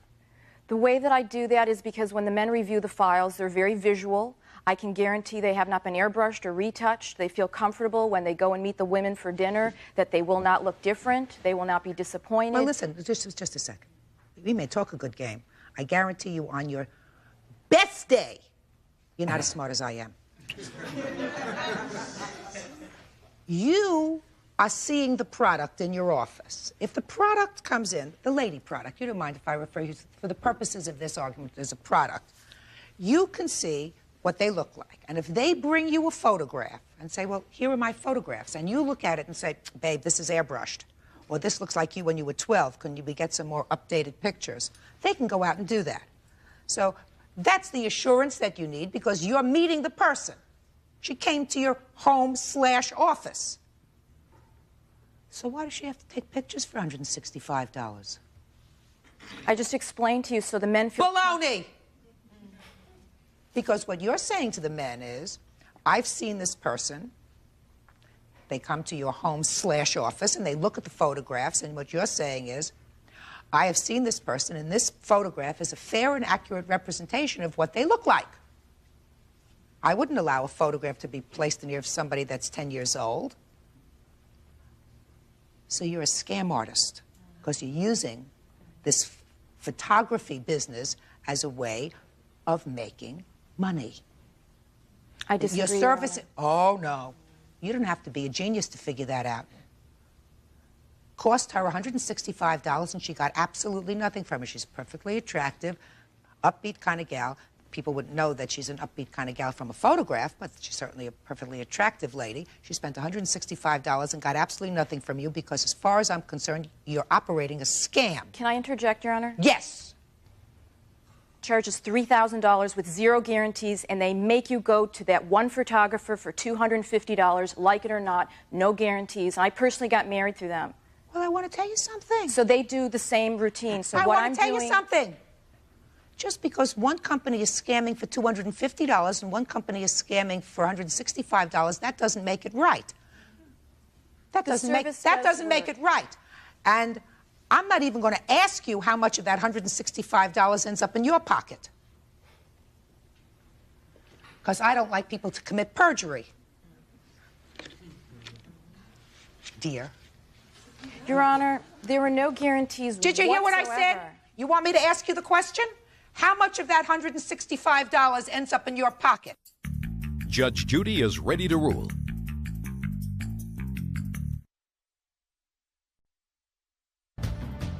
Miss Talent, how much of that $165 ends up in your pocket? Very little. Ha! Very little ain't nothing. So what you said is a free service. It's not a free membership. Free membership. God, Miss Talent, you know, everybody is out to make a buck on somebody else's sorrow, sadness, hopes, dreams, aspirations. Yours is one of the worst kind. And the other companies that you talk about who do the same thing are also among the worst because they're taking people who are really looking to make a life for themselves who say, I want this. And whether it's your place, great hopes, great dreams, whatever else they are, they're saying, pay us $165, pay us $250, there's no membership fee, just go. Or $20 or $50 of $165. I'm not asking you that question because it's really not important how much you get.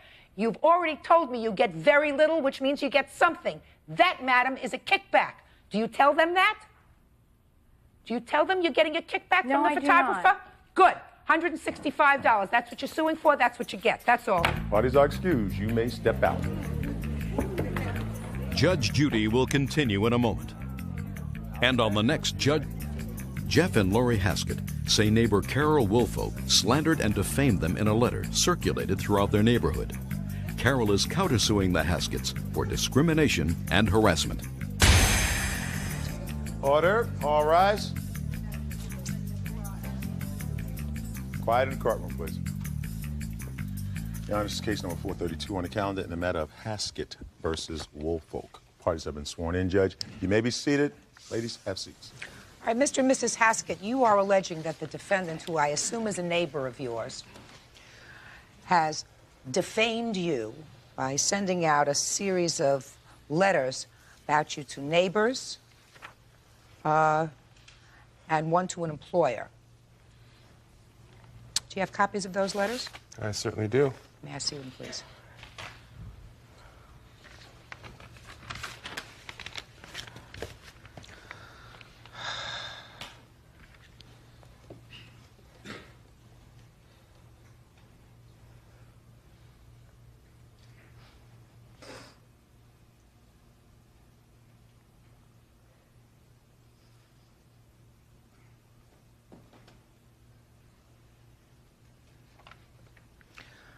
Did you write this letter? Yes, I did, Your Honor. And who did you circulate it to? Only to the tenants in the park and the people that CC'd on there. No employers. That's not true. Mm-hmm. Well, there are a lot of things in this letter. It's sort of a rambling letter. But there are several things in here that I want to address specifically. Show me proof of arrests for driving while under the influence of alcohol. I can't show you proof of that. It's something that she...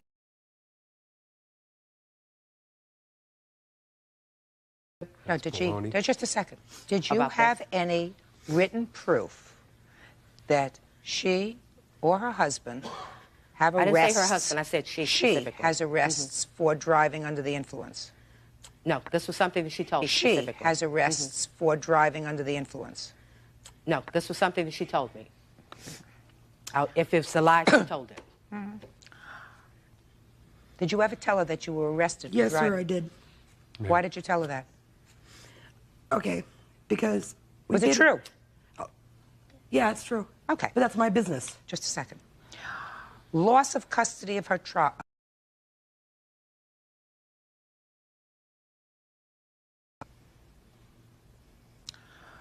Welfare fraud. Again. Welfare fraud. Again, something she admitted to. That's not true. Oh, no. Oh, no. This is something she admitted to. I have witnesses to that, too, Your Honor. Yeah, oh, no, I never committed fraud. Just a second. Oh, no.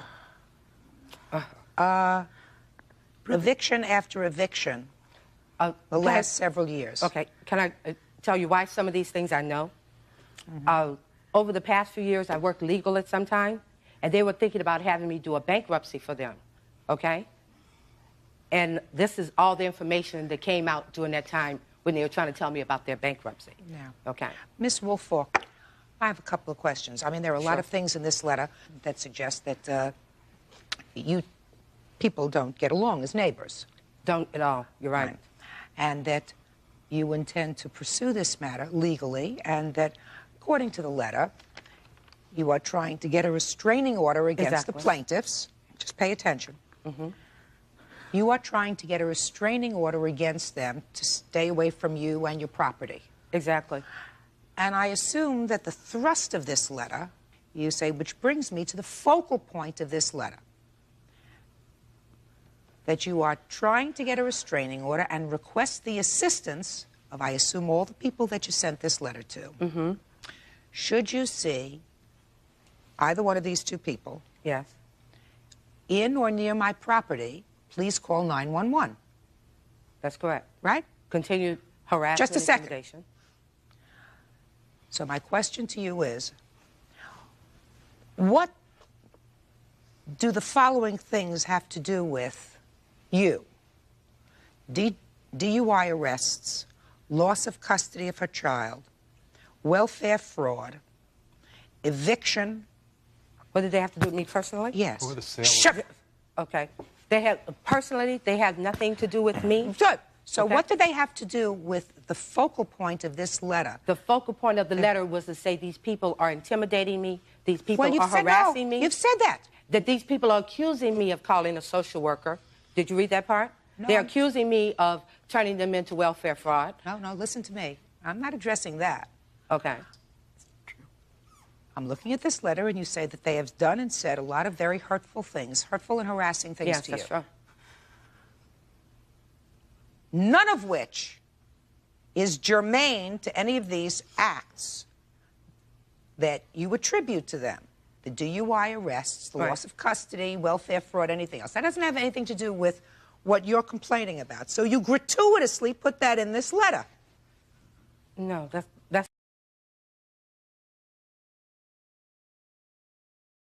Sure, I understand what you're saying. I think you're full of baloney. Yeah. I think that you put this in the letter just to embarrass them. Sure, I understand what you're saying. I think you're full of baloney. Yeah. I think that you put this in the letter just to embarrass them. Well, she needs to be embarrassed. No, just to... You know, I wanted to keep her from intimidating me anymore. No, okay. I wanted to stop her from harassing me. She stayed in the house 3 weeks, and that was fine now, with just me. a second. She should have been embarrassed. Hey. I was. Hey. Humiliated, embarrassed. Hey, just a second. You want to say something? You're dying to say something. Yes, I am. Well, stand up. That's not true, Your Honor. What's not true? This woman is harassing her. I haven't gotten to that yet. Okay, well. Just a second. I'm talking about this letter. That's what I'm talking about. That's the first thing I'm addressing. I'm going to address everybody's complaint. I'm addressing this letter. And I absolutely understand that if any of this is true, it's conduct that should not be tolerated. If any of this harassment is true, it should not be tolerated. Right. What I'm addressing is the gratuitous Saying I shouldn't have said that. gratuitous statements in here about them that had absolutely nothing to do with the problem of harassment. You got it? Do you understand? I understand. Good. Judge Judy continues in a moment. I wrote the letter in November. This recording was made January the 15th. Read the you wrote. Carol, watch your back. Real cases, real people. Judge Judy. Jeff and Lori Haskett are suing Carol Woolfolk for defaming them to their neighbors. Carol claims the Hasketts make discriminating remarks against her. You have a counterclaim. Yes, I do. You have typewriter estimate, $150. Correct. That's the typewriter that they've had since November the 7th. How did they get the typewriter, Miss Woolfolk? They came over. She came over first and asked me to loan it to her. I have two. I didn't. Shut up! Lie. I'm sorry. Okay, I told her no. So, of course, he comes. Jeff, I never have a problem with. Never have. It's her. Jeff asked. I said, Jeff, how long you want to use it? A week? Fine. Time went by. Jeff, you going to bring it back? Yeah, I'll bring it back. Didn't show up. Didn't show up. When is he going to bring the typewriter back? When they feel like it. This was her. This is when she came to my house, knocked on my door, cussed me out, told me she was not giving me the typewriter back. I was all these slanderous things. She scratched my car with her keys and then ran home with her daughter. Okay, now let me stop you right there. Okay? Okay, let me stop you right there. I assume, Miss Woolfolk, from what you say, there was a time when you had a reasonable relationship enough with these people so that you... Just listen. Okay. You had a reasonable enough relationship with them, or with him. With him, yeah. To lend him your property, a piece of valuable property. Exactly. What happened? How can I put this delicate? It's not him, okay? If it was him, I would have got the typewriter back. It's been gone since November 7th. This is January. Okay, but is that what caused the problem, the typewriter? Yeah, that was her. She wouldn't return it. Just a second. Is that what caused the problem, the typewriter? Yeah, right. Okay. She cussed me out over typewriter. Okay. Now, would you please take the typewriter from that side and put it on that side? No, you leave it over there. I don't want it back. I replaced it since November because it's something I used. Let me see the receipt for the replacement. They've had it since November. I use it to do like evictions and things like that. Shh. Hey. You don't know what I had. Hey. This is an estimate of repairs. Yeah, because I bought a used dated one. Dated 1/28/97. I wouldn't have got that today. Yes. You got it today? Yeah, I got it today. Return the typewriter to her. Just a second. Let us move on. Let us move on. Loss of wages, $1,800. And you say you loss of wages for what, Ms. Because they took me to court for this frivolous lawsuit. Which frivolous lawsuit? This one that we have here. This one here where it all started over typewriter where they could have returned it, you know, and the thing would have been gone away. This walking down the driveway calling me all these MF, you know, I don't have to take that. Who's they? Who's they? Her, not they. Not her. Her specifically. Okay. Her specifically. Just tell me white trash. And then, wait a second. Miss Haskett, did you ever say those words? No. No, I didn't. No. Well, you were, just a second. You were going to say to me, no, I never said them in front of my daughter. That's what you were going to say, right? Right. Just a second. White trash. That's what she called me, white trash. My kid heard it, too. That's not... All they do is pick on my kid. That's not my style. She can't even play outside because of you guys. You go out and Can you ask me, Miss Haskett, I want you to answer a question for me, madam. Why didn't you return the typewriter? No! Not you. Because we paid her $20 to do a bankruptcy in January of the year before. Just a second. Okay. You paid her $20.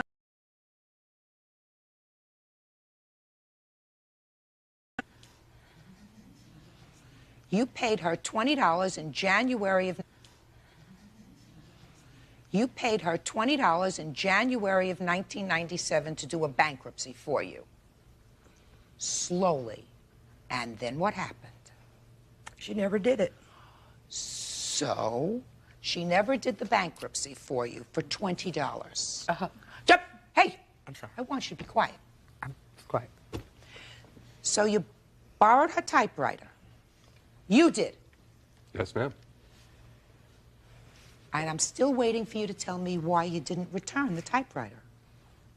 Because She never finished the bankruptcy. So you decided to keep her typewriter. And that's what all this trouble started over.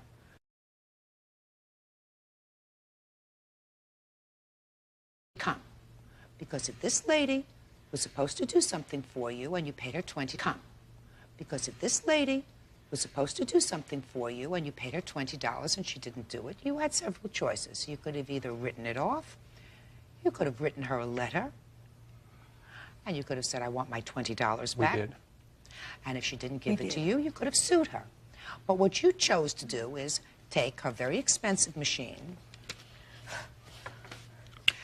and keep it, according to your wife, sir, unless you're calling your wife a liar.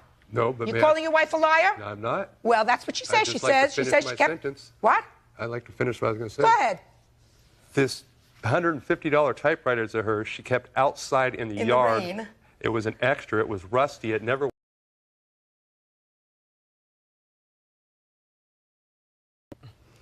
What does that have to do with you? Whether she keeps it outside, whether she keeps it hanging from her. What does that have to do with you? Whether she keeps it outside, whether she keeps it hanging from her tree, whether she wants to wear it as a lorgnette around her neck. It's her typewriter. She can do whatever she wants with it. You went over and borrowed it. Bingo. Don't irritate. I'm sorry. Judge Judy continues in a moment. You cannot prove without a voice expert, because I'm certainly not I'll a gladly voice bring my expert. phone bill and that'll prove it too. Do I look like I need help from you? Real cases, real people. Judge Judy. Jeff and Lori Haskett say their neighbor, Carol Woolfolk, slandered them. Carol says they harassed her. It was very, very wrong of you to write this letter.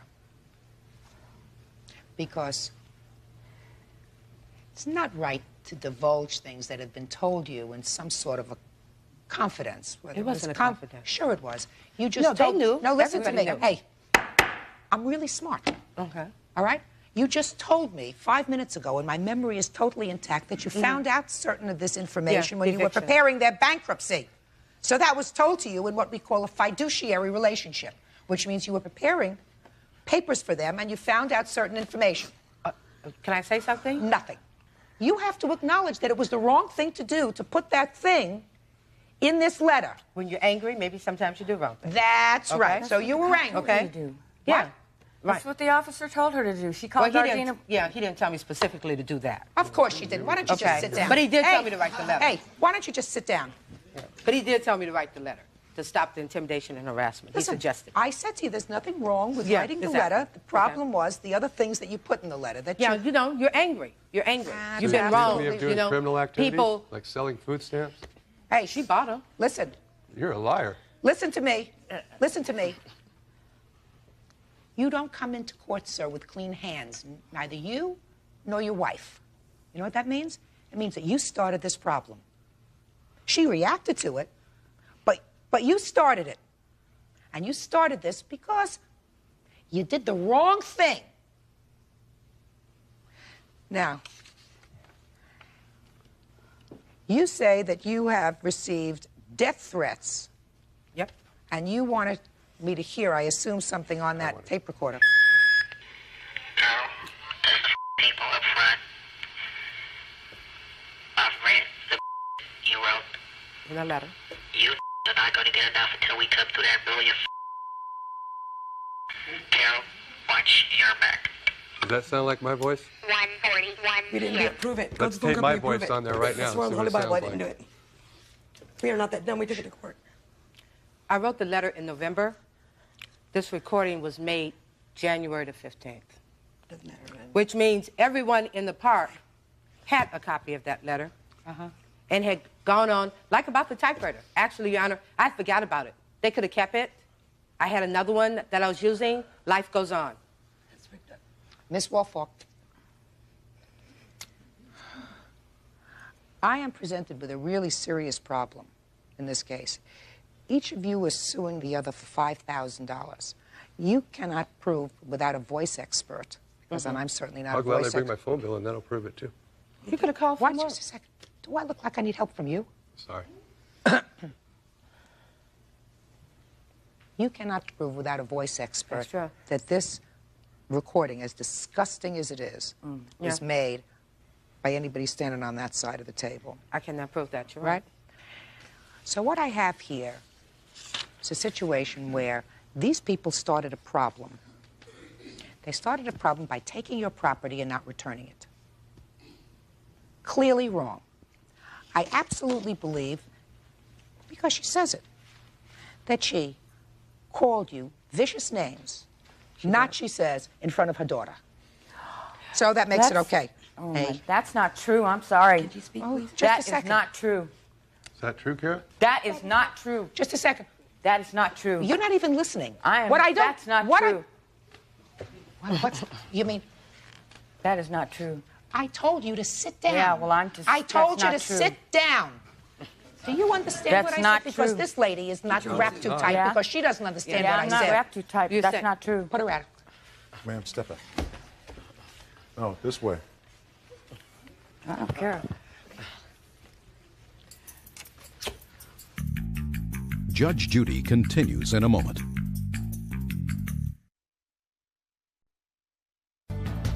Now, Mr. and Mrs. Haskett,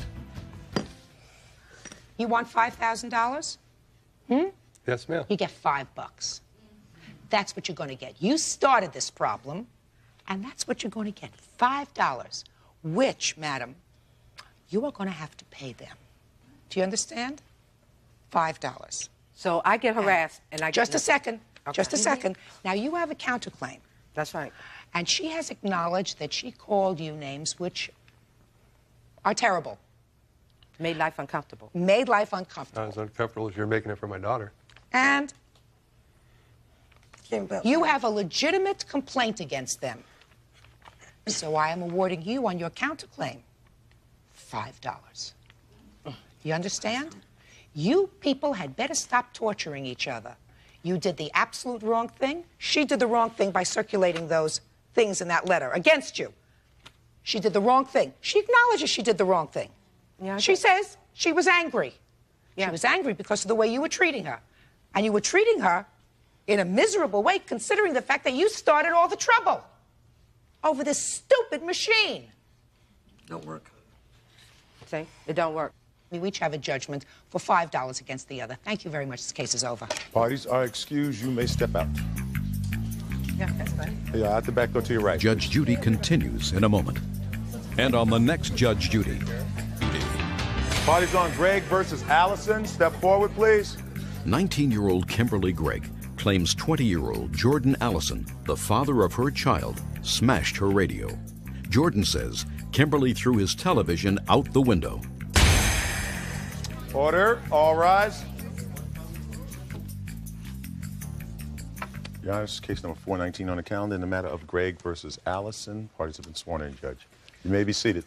Miss Gregg, this was your boyfriend? Yes, it was. For how long? Around 2 years. Did you live together? Yes. You have any children? Yes, we do. How many? 1. How old? 14 months. How old are you? 19. And how old were you when the baby was born? 18. What kind of work do you do? Assembly work. How old are you? 20. Terrific. So you got into some big fights in the house, is that right? He was the one always starting fights. He always used to break everything in my house. And he owes me a lot more than what I'm suing him for, but I didn't think I would have a good chance because the only proof I got is a radio that he had given to me after he broke my new one. Well, so let me understand this. Because your complaint says he broke your radio. Yes. He says, I did. Why did you break her radio? I was off. You know what I mean? Didn't you know how to say that another way? I was off, though. Wait. All right. So you broke her radio. Yeah. Mm-hmm. But you bought her a new one. Well, I got it off my brother. My brother gave it to me, and I gave it to her. So you have a radio. I could show it to you. It was all, first of all, it doesn't rewind. It eats up your tapes. It gets only 2 stations. No, it works. You can plug it in right now. I'm trying to tell you. Did you throw a telephone of his out the window? It was a TV, but... A TV, excuse me. I had a console, but I'm dropping that because I ain't worried about the $300 or whatever it was. Did she throw your TV out the window? Yeah. Why? I don't know. I guess she was mad because I didn't go home or something. Excuse me, Your Honor, but I can't pick up a $300 TV. It's in his mother's house, and he probably watches it every day. And he probably watches it every day. And what did you throw out the window? I've never threw anything of his out the window. My CDs, I was scared of him, TV, for one thing. I couldn't throw anything of his out the window. All my stuff. He's broken my kitchen set. He's broken glass tables. He's broken through my window. She's bugging. I never broken her house. Miss Gregg, how long did you know him before you decided to have his baby? It was my mistake, and I understand. How long did you know him? It was about a week. No. And then, no. And then she was like, yeah. How long did you know him? Around 9 months. It was like a week, but she got pregnant in like 9 months. It only takes 9 months to have a baby. Yeah, I'm saying, but after like a week, she was like, oh, don't use no condoms, whatever. I was like, nah, I want to use condoms. And first of all, I wouldn't. I'm sorry. And she was like, nah, we ain't going to do nothing if you use condoms. So I was like, all right, then. Mr. Allison. Yeah. I'm going to suggest to you, sir, you're 20 years old. Yeah. There are ways of expressing yourself in a court or in most other civilized locations that don't involve using four-letter words. All right, I'm sorry about that. Do you understand? Yes. You go to church ever? I used to go to church. I mean, would you use these words when you were talking to your priest? Nope. Because you knew enough not to do that, right? I was young, too. I was like... So you mean you got older and dumber? No. You mean when you were younger, you were smarter? Why are you going to be dumb? Well, because if you were younger, you said you knew not to talk to your priest and I never talked to the priest, really. I just went to Sunday school for like 3 weeks. That's it. Then you got kicked out. All right. You want a new radio? Yes. Give him back the one he gave you.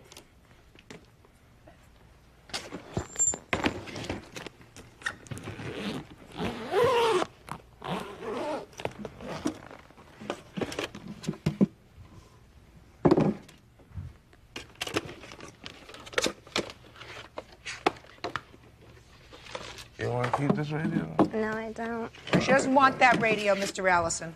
It's not wrong. She wants a new radio. And she's suing you for $120 for the new radio. Wish I could give her $120 for a new radio and give myself $500 having to suffer here listening to your language. You have a child. Boy or a girl? Little girl. Do you visit with her? Well, I seen her yesterday. That's it, though, for a while. You're going to try to be a good father? Yeah, I'm going to school in the fall, and I got a job right now. You wouldn't want your daughter to grow up listening to that language that you use, would you? Nope.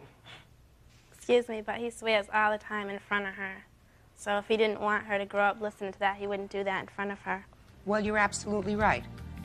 Judge Judy will continue in a moment. One thing I'm really pleased about is that you have intention of going back to school. Maybe you can learn something. Maybe. And later today... The only way she has to check, sir, is if she takes you to court.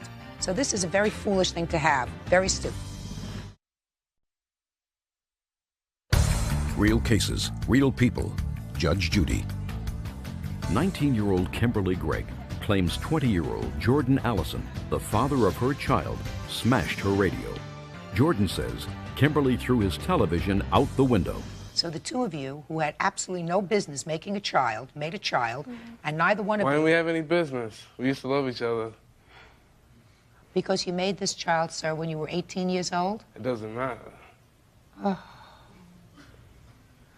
I don't have enough hours in the day to get through to you, sir. But I certainly hope one thing. One thing I'm really pleased about is that you have intention of going back to school. Maybe. Just maybe. You can learn something.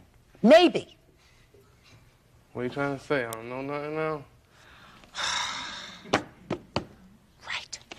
Right. $120 for you. Buy yourself a new radio. That's all. Parties are excused. You may step out. I'll pay child support. I'll see my daughter, but I ain't being with her no more. That's why you call me up all I don't the call time. you. You're crazy. You're crazy. Oh, all right. I This got girl's messages crazy. to prove it. All right. I ain't even Prove gonna the pull his messages. card, but he knows what I'm talking about. Okay, whatever.